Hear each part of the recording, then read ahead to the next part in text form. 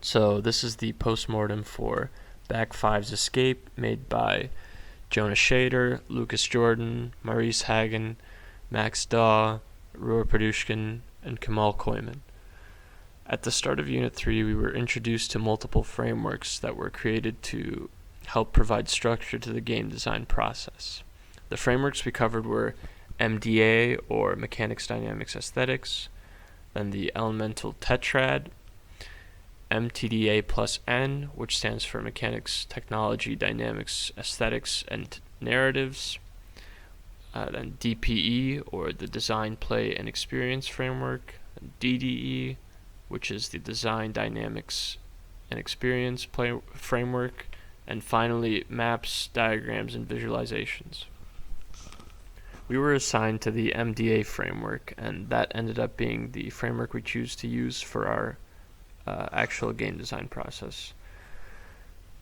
Entering into Unit 3, we decided that we would switch up our game engine, so we knew that our game would have to be pretty simple in terms of mechanics. And as we saw it, the other frameworks were clearly a poor fit for the type of game we would have needed to make for that unit. The Elemental Tetrad and the MTDA plus N frameworks feature narrative as a core aspect, and our game had no real story to speak of.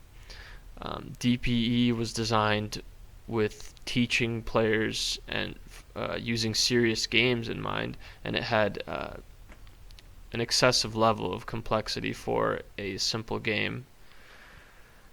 We thought DDE had similar problems with overall complexity that would be hard to deal with and actually use for designing something very, very simple. And maps and diagrams and visualizations seemed more useful for representing small segments like levels or rooms in a game rather than the game as a whole. So we realized that we didn't necessarily have to use all of the parts of the other frameworks if they didn't fit with the type of game we intended to make, but it felt like we would be choosing the wrong tool for the job if, for example, we wanted to use something like DPE for a small game that was not focused around teaching the player something. So that went into our decision to use MDA. MDA had the most straightforward balance between complexity and actual applicability for a small game. And of course, it was the first framework we were exposed to and the framework that we had the most information on from direct sources. That was the original paper on the MDA framework. And after we discussed the in-class presentations and kind of cleared up some of the less intuitive parts about how the actual design process would work for MDA, we were all on board with using it as the framework for Unit 3. Alright, so let's just do a quick once-over of our game Escape and what it is. So it's a pretty basic little platformer where the goal is to make your way through to a safe house at the end of a series of levels while being chased by a death wall. If the wall catches you, it's game over. At the start of the game, the player has the opportunity to pick from 3 different sprites for the player character to give them a bit of customization. Between the player and the safe house are obstacles in the form of a series of platforming challenges and enemies that bounce up and down but can be destroyed by stomping on them, Mario style.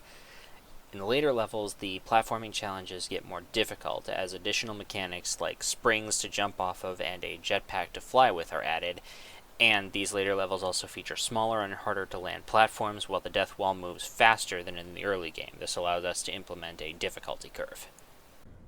Okay, so now we will go over the MDA framework overview and how we use the MDA framework to design our game. So we start with the general idea of a 2D platformer. That was just something, a frame of reference, everything, or something we could all think back to. It didn't necessarily dictate what the game was at all. It was just something to get us started. Once we had that, we were able to pick aesthetics. So we started with the challenge aesthetic, Expression came a little bit later, but it was added. But typically the MDA framework, you're supposed to start with your aesthetics and then work your way down through the dynamics and then to the mechanics. In this case, most of our development followed that order, but expression just came a little bit later. But that's okay. So we knew we wanted challenge. Like that was just something we decided. Challenge seemed something we could develop, something that worked well with platformers. Other things like fantasy were, there's definitely platformers, or yeah, like 2D platformers that exist that could have fantasy. It's just something we didn't want to do. So we started with challenge, and we just started thinking about, okay, what are some challenging things you can do in platformers? And I guess the most obvious dynamic that came from this is navigating. And this is somewhat vague, so I'll explain exactly what this means. So navigating is simply, controlling your character and moving it through a level, or through a two-dimensional space. And I'll talk about this more later, but this interacts with a lot of mechanics. Another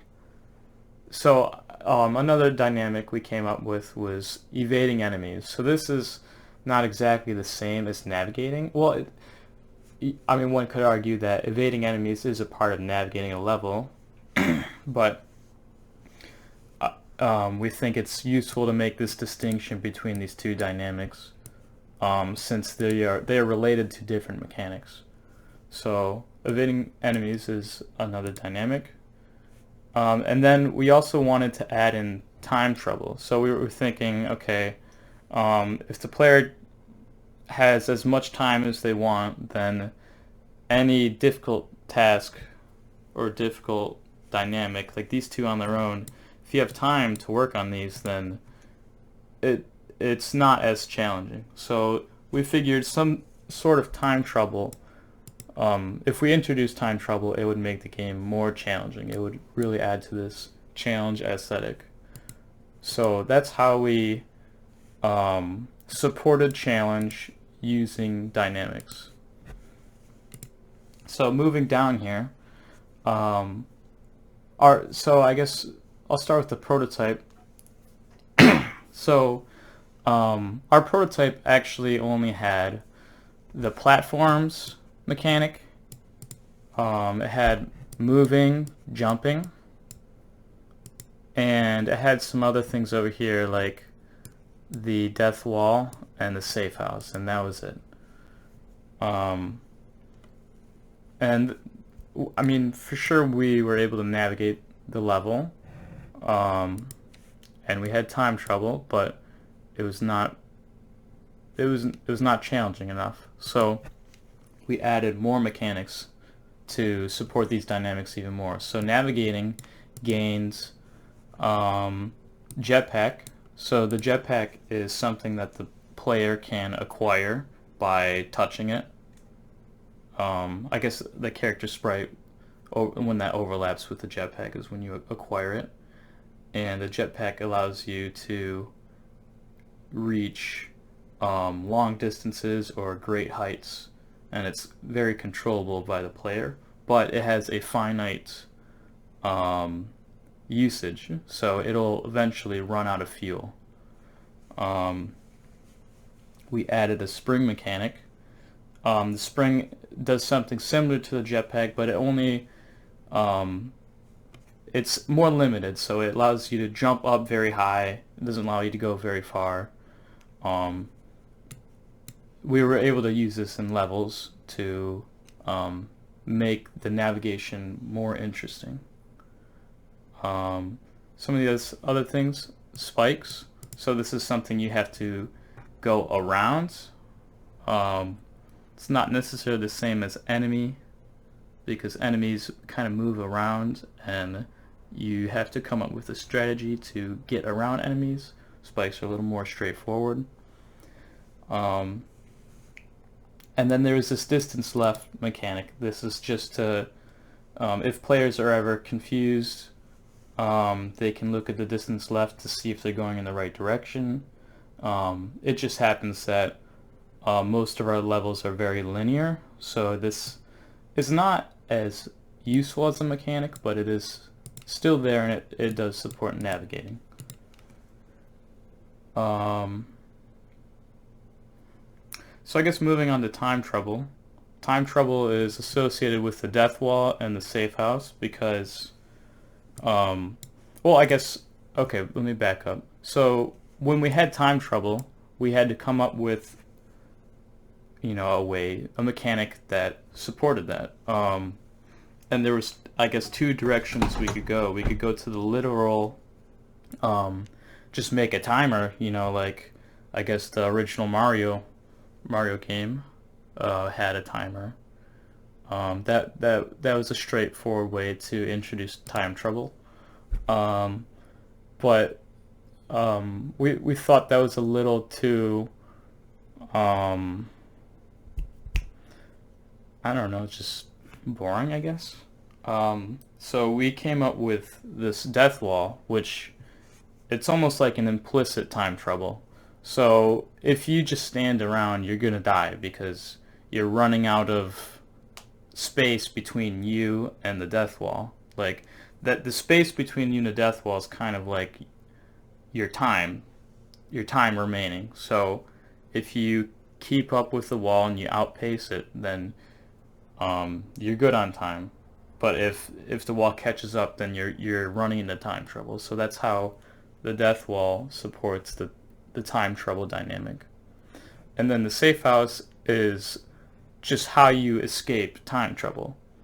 You could also argue like you're navigating towards the safe house, but this is a little more clear just to associate it with time trouble. Yeah, the safe house is just, in our current version of the game, it's just an orange box that is supposed to look like a door, but it doesn't. Or like, a literal safe house. But the player reaches that and they're able to go to the next level. So I think that covers everything under the challenge aesthetic. Moving on to expression, so this was something we added in parallel to challenge later on. Like this, as you can see, it's actually not connected at all with the rest of the game. It's just something that could have been implemented independently. So for expression, we were thinking of some ways to implement expression, some dynamics that lead to that. One early idea was to make it so that you could select a hat every time you finished a level. So like you could like stack up this huge stack of hats on the player. That idea didn't make it very far. I guess it would have been pretty hard to implement, and we ended up just landing on choosing character as a dynamic, and that doesn't really sound like a dynamic, but there has to be, a way to connect the character select button, character sprites to expression, and that would be through choosing the character. So once we knew we wanted the ability to choose a character, it was pretty simple. We implemented a character select button, so it's just a button you press and it selects the corresponding character, or rather the corresponding character sprite. So we ended up having 3 character sprites, and the player could select either one of them, and they would just use that sprite throughout the rest of the game, and it doesn't impact anything related to the challenge mechanics or challenge dynamics. It's just a way for the player to express themselves. And that wraps up the MDA framework overview and how we applied it to our game. Oh, and one thing I forgot to mention was that MDA was actually useful in pruning mechanics. So when we were actually going through and making this diagram, associating every mechanic with every dynamic, with every aesthetic, we've found, in this case, we found one mechanic that actually did not associate with any dynamic, and that was the in-game timer.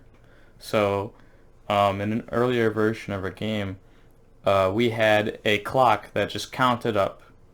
Um, it just told the player how long they've spent on the current level, and that felt like something um, we would need, so we just kind of implemented it without thinking about it. But on further inspection, like when we uh, went back to the framework, we found it actually didn't apply to any of these dynamics. So instead of trying to make it work, we just removed it, and that seemed to be the cleanest solution.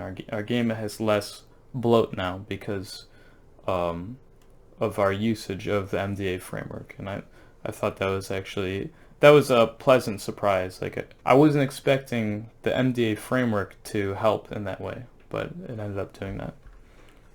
Some basic notes on our creative process and the organization of the project.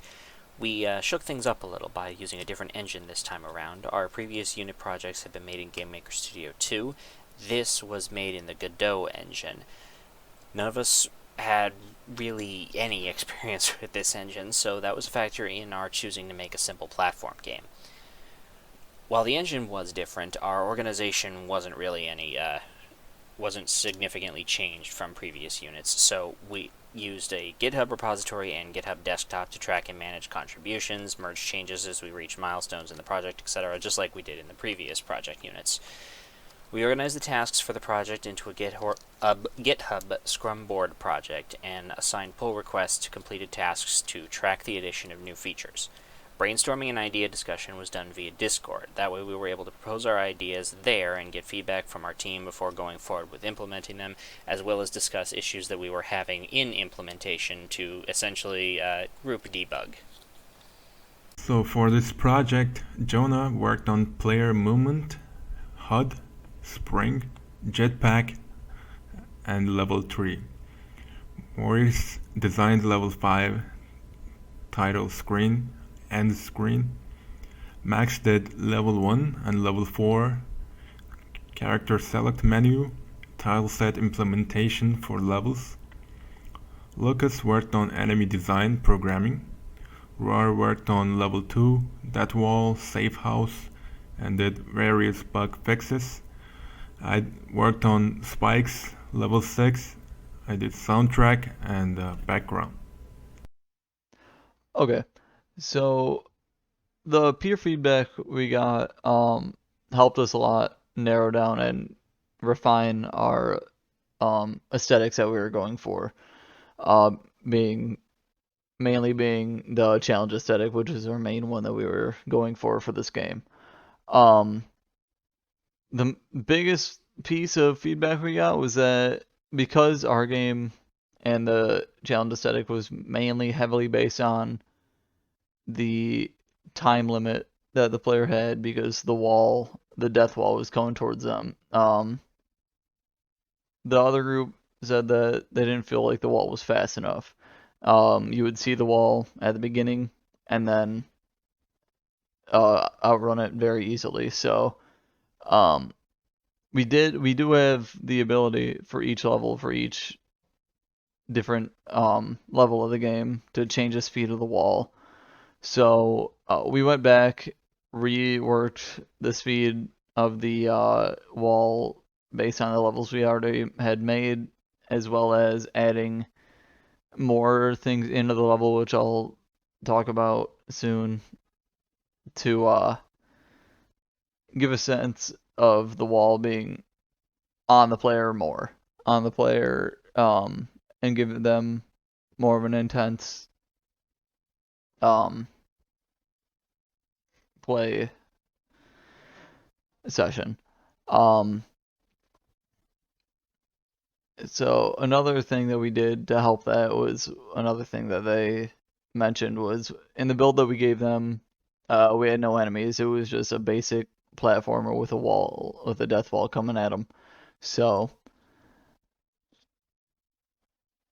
there wasn't much to avoid other than the wall. It was just a pretty easy platforming game with nothing else going on. So they suggested adding enemies and stuff. So that was in the plans already, but it definitely reinforced our ideas of we need more to add to the challenge aesthetic, more mechanics to lead to different dynamics of the player's movement mixed with avoiding enemies as well as going fast enough to avoid the wall.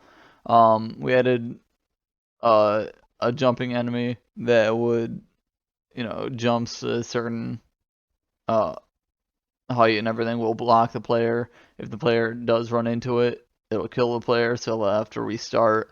But if the player lands on top of him, out of the enemy, it'll kill the enemy and just get rid of it, so the player doesn't have to worry about it.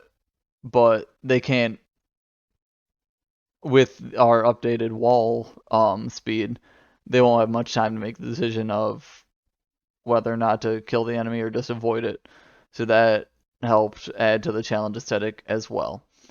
And also they suggested just more types of levels. They said uh, varied wall speeds, enemies, branching paths for levels, maybe different more obstacles.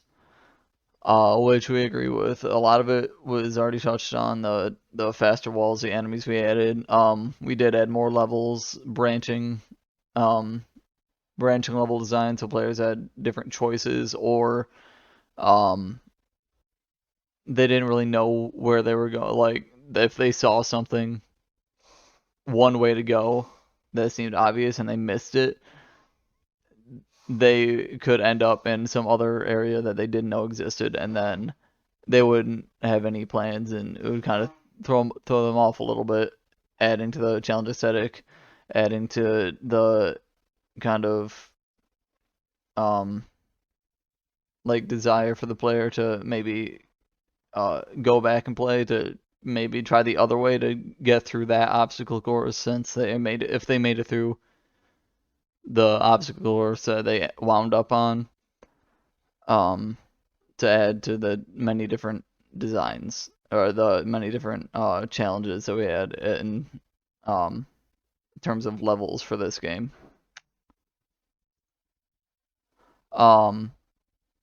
So as we have talked about, we used MDA as our framework of choice, which it has a lot of advantages to using MDA. It's much faster and easier to widely get ideas for the game if you have to start with what do you want the player to feel, and then from there going to what do we need in terms of mechanics, like what aesthetics do we want the player to feel. Our case, we chose challenge as the main aesthetic, and from there you can go on to mechanics to see, well, if there's obstacles in a way, and the movement, of course, for a platformer, and then falling off the map, as well as enemies, the wall, all that came from analyzing the aesthetic of challenge and seeing how we could make that even more applicable to a platformer that already is.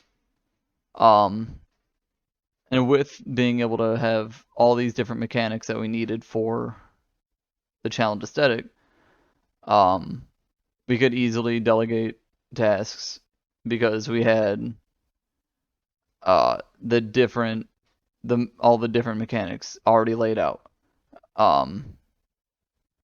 Which being able to lay everything out allowed us to see what the final version would be without seeing what the final version was, without having it. So we also did a minor expression aesthetic as well with the character select. So we were able to just have that like off to the side and have someone working on that while other people were working on the core gameplay mechanics and the challenge aesthetic. Which let us separate and apply everyone with their own tasks much easier than in the past. We definitely this time had the easiest path from idea conception to completed game because we had everything laid out like day one pretty much of learning what we needed for the rest of the game compared to knowing in the past knowing it's like, all right, we know what we want the finished product to be. Let's just start working on random stuff and hope for the best. With MDA, we were able to lay out all the mechanics we needed separately and cross each one off as we went, which allowed us to really just easily know where we were, know what we still had to do to get the aesthetics that we wanted. The final advantage that we experienced, when designing these games, you sometimes think of something and put it in the game that really has no purpose, no point. There's no reason it should be there. So MDA helped us with that as well because we had a timer mechanic in the game that served no purpose for any of our intended mechanics, whether it was expression or challenge. So that allowed us to easily make the decision to cut the timer, which that would have been a much not smaller decision in the past, but a much more different decision, and we probably would have just left it in because it didn't really matter. But because we were going for specific aesthetics, we decided to take it out because it had nothing to do with the challenge or expression aesthetics. With all the good from MDA, there definitely was bad. Something that for this game, we didn't. The first disadvantage really came from us thinking to the future and thinking it, especially for the next one where we have to update our game using playtesting and everything. Using MDA does suffer from it doesn't have anything to do with the narrative. So if that was something that comes up in the playtesting for next unit, MDA doesn't really have anything to say about it. It doesn't really help with creating a narrative or laying it out in any way. There's a narrative aesthetic, but that's as far as it goes.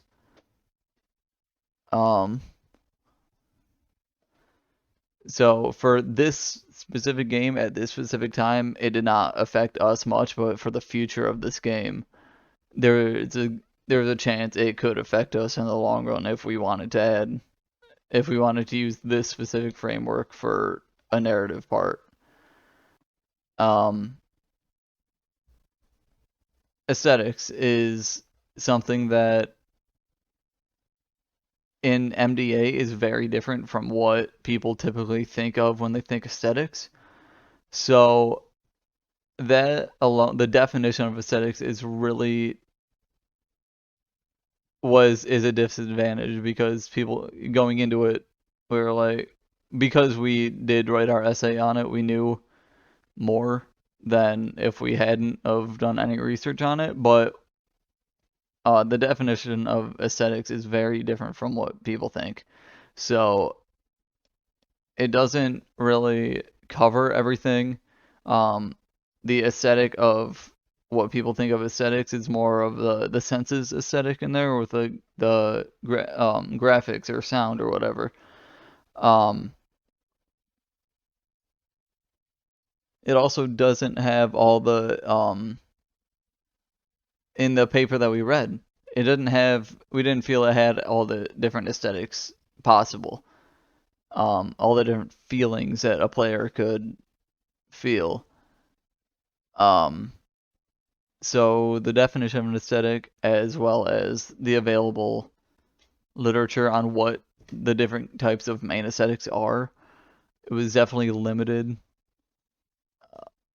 So that was a big. We had to agree on what we wanted to use as aesthetics, what aesthetics were to us, and what the different types of aesthetics mentioned in the paper, what those specifically, what the definitions of those were to us as well. The final disadvantage of MDA, developing a game using MDA was very, like, based on the paper, was very counterintuitive. With emotional experiences the player could have, creating a game based on what you want people to feel alone felt weird. It felt wrong.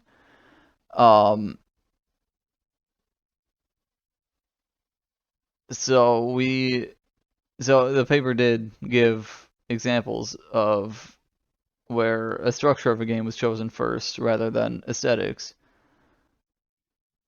but that goes against the whole framework because you start with what you want the player to feel and then you go into dynamics. But with the structure already in mind, you already have dynamics in mind with certain mechanics that come together to make the dynamic without even thinking of the aesthetic you want the player to feel. So it wound up kind of being counterintuitive by the strict following of the framework. We definitely spun that to work, but it was definitely counterintuitive to go only look at aesthetics and then move on to what mechanics you needed, and then just kind of hope that the dynamics fell in place to work together properly to get the aesthetic you wanted. We did the similar thing as laid out in the paper where we picked a 2D platformer first, and then we decided, all right, with that, what kind of aesthetics can we do? What do we want to do? And what mechanics do we need from that?